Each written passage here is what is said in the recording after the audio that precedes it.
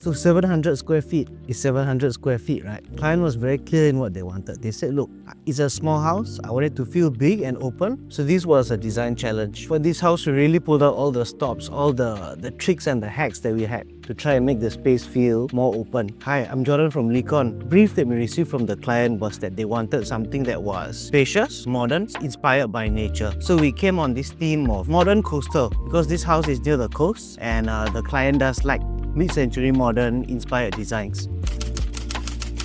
There were three main things that we used. So the first thing, and I think a lot of people will notice this when they walk into the house, the main living area, we have two wood tones. We went for something warm to bring in that natural feel.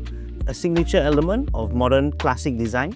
There's a lot of use of woods to try and bring that outdoors, natural elements into the home for the user to enjoy. Second is for the flooring. We actually went for like a light wood. Not exactly sand, but that kind of color, that kind of shade does evoke and bring to mind the feel of like the seashore, that sandy color. And lastly, when we chose the sintered stone for the kitchen island, we went for a stone that was white and has a little bit of texture. So to me, that kind of reminded me of like bleach coral or the white stones that you can see by the seashore. So what were the strategies that we used to try and make the place feel bigger? So in this house, we tried to drill in a lot of smooth transitions between one place and another. We also tried to blend in the movement from say one piece of carpentry to another. I think the best example of that is in the main area of the house. There's actually a big long sequence, I would call it, of built-in carpentry. As you come in from the entryway, on your left there's like a bookshelf, into a study desk, into a sofa bed, into a settee, into a display cabinet and into a sideboard.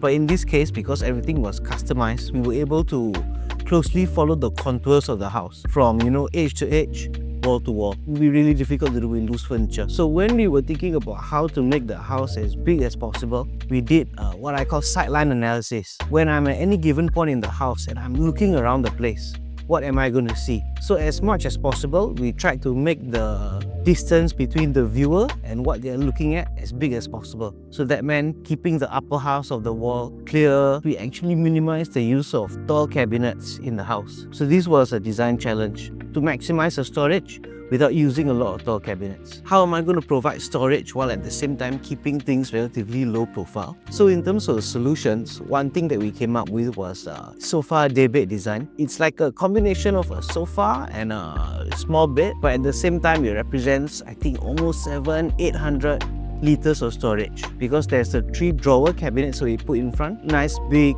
multi-purpose general use drawers, and behind that, underneath the mattress, we actually have 3 top swing doors. So a mix of frequent storage and occasional storage. When we are designing for small spaces, it's not just how to make it look big, but also how can we get, each element in that space to work harder. So this kitchen island is kind of interesting because it has 3 main jobs.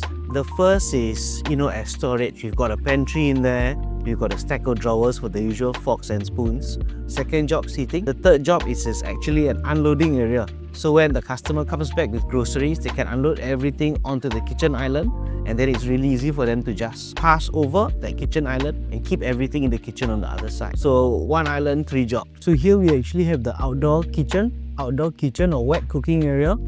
So you step through this door and we've actually isolated this compartment from the rest of the kitchen.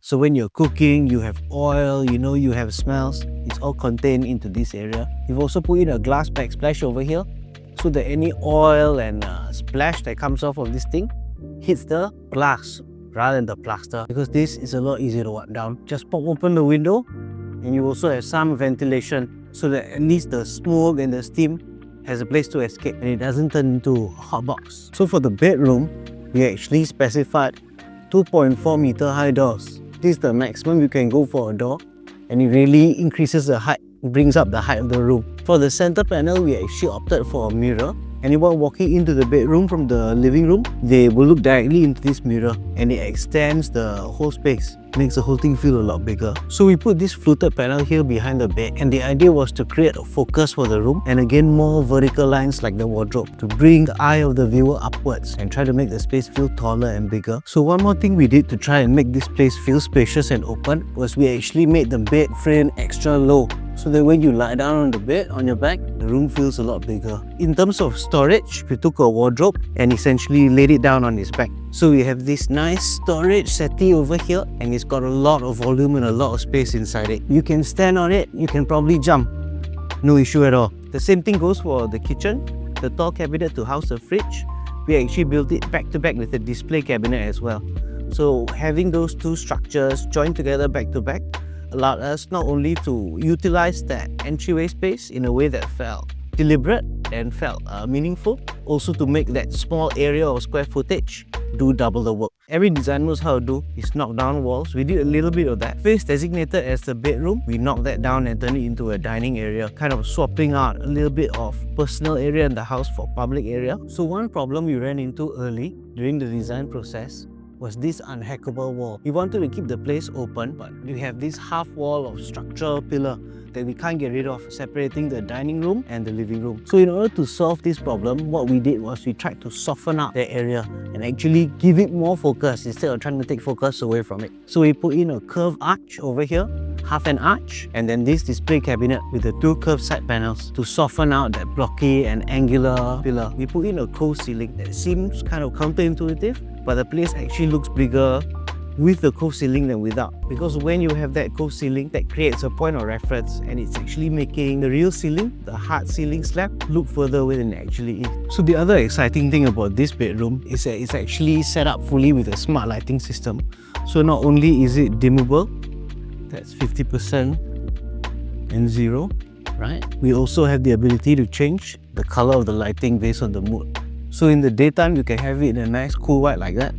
But at night, when you want to relax, you can set it to a nice warm white, get you in the mood. So the client was pleasantly surprised when we put it in. She said, wow, it's almost as if the ceiling looks higher now than it did before. So when it comes to making a house functional, one of the things that often gets overlooked is the ergonomics of the space. How does it feel as the user to move around in and interact with this space? So for example, when you build a settee, and you build a sofa bed, you have to calculate the height of the arm for the sofa bed. How high is a settee going to be? How tall is a kitchen island going to be so that it can work out well as a worktop and as like a dining table? How high should the dish rack be so that based on the height of the client, it's easy for them to reach the dishes and to reach the plates that they need to put into that dish rack? Those dimensions are really important to do that detailing rack and to get that sizing right for it to be easy to use. So for our approach to design, really form follows function. You have to ask yourself, what am I going to be doing in this house every day? What are my habits from when I wake up in the morning,